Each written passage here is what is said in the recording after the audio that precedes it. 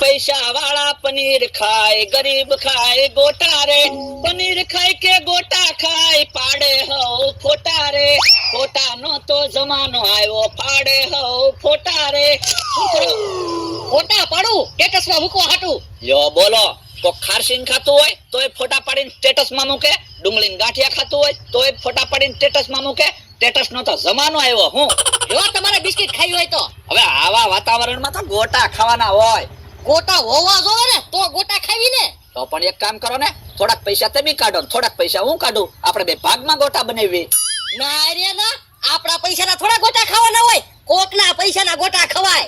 કોક તો કોણ ગોટા ખવડાવે? 500 વીઘાના માલિક છે નહીં? ઈ હાસું તમારું. હો તો હાલો આવે ની વાડીએ ગોટા ખાવા હોયા જવી. ના ના, આપણે હાર્યા નથી જવું, નકર ભોળા દાદાને ખબર પડી જાય પ્લાન બનાવીને આવ્યા. ઓ શું કરીશું? જે પેલા હું એકલો જાઉં, ભોળા દાદાના ફૂલ વખાણ કરું. ભોળા દાદા છે હાવ ભોળા, તરત ઓગળી જશે. આ ઈ હાસું. જો હું પાછો બોલાવા ન આવું ને એટલે તમારે માની લેવાનું ગોટા બનવાનું ચાલુ થઈ ગયું. એ હારું જાવ જાવ તમે. તમે જો આજ ભોળા દાદાની વાડીએ ગોટા ખાવી. રોજ બધા આવીને મને છેતરી જાય, રોજ બધા મને ઢીબી નાખે. આજથી તો નક્કી કરી નાખ્યું, હવે સહન કરવાનું થાતું ના. બહુ સહન કર્યું. મારો માણા ગયો છે ગામમાં હારા ધોકા લેવા. હમણે ધોકા લઈને આવે ને એટલે બધાને ઢીબી નાખવા છે. ભોળા દાદા ધોકા આવી ગયા. આવા કેવા ધોકા લાવ્યો કલવીન ગયા? પણ આવા ધોકા હતા તો પછી એવા ધોકા લાવ્યો. પણ આ ધોકા વાગશે ને નકર પાછા દિયા જા. હવે એમ મને કેમ ખબર પડે ધોકા વાગશે કે નહીં? ખતરો કરવી ને તો ખબર પડે. આ ઈ તારું હાસું. જો તમારા વાહામાં એક ધોકો મારું, હમણાં ખબર પડી જાહે. ઓ બાપા, ઓ બાપા, ઓલા ધોકો વાગ્યો.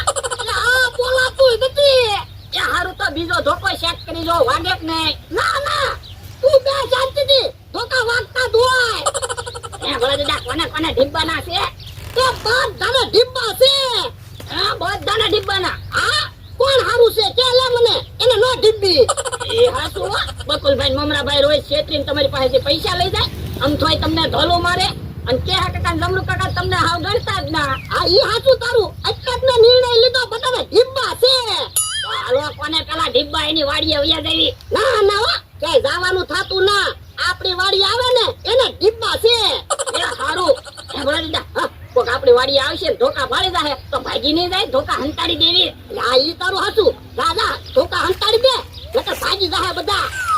હવે તમે જોવો ધોકા આવી ગયા. હવે ગમે એ વાડી આવે ને એટલે ઢીબી જ નાખવા છે. ભોળા દાદા ધોકા હંતાડી દીધા. હારું કર્યું લે. હા, બકુલભાઈ આવે છે, આવવા દે એને. ઈ 500 વીઘાના માલિક બેઠા છે ને? હા બેઠો. અમારે જલસા છે હો ભોળા દાદા. એ 500 વીઘા વાડી, 2 વ્હીલ ગાડી, એક ભેંસ ને એક પાડી, ખાલી એક ખામી છે. શેની ખામી છે?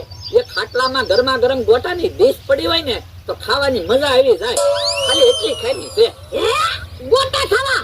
તો એમ કેને એલા એના લોટ ક્યાં પડ્યો? એ દરવાજા પાસે છે.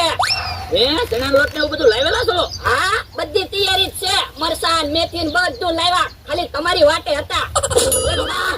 બોલો બા, પણ ધોકા વગર મારો. એ તારે ગોટા ખાવા ને એટલે.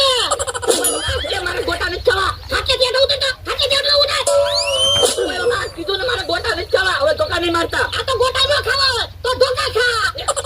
બોલો બા, ઉભો તો ઉભો તો. બકુલભાઈ તો ગયા ગોળી ગયા. કેમ? બકુલાને ઢીબી નાખ્યો ને.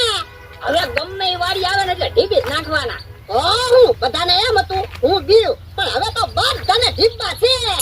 ઓરડા ધોકો ઓરડી મૂક્યાવું. હા, ધોકો ઓરડી મૂક્યા જા. હા, મમરાભાઈ આવે, આવવા દે.